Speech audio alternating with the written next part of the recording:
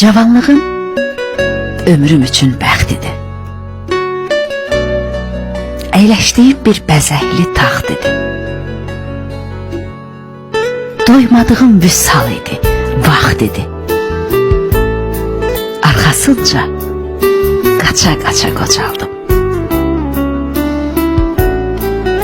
Bir də baxdım qara saçım ağ olub. Dərd yığılıb, dərdim üstə dağ olub. Ötən günlər necə gözəl çağ olub. Xəyalımda uça-uça qocaldım. Ürəyimin içindədir min arzum. Sayım görüm heç olub bu çin arzum. Yenə qayıt, ən qabağa keç arzum.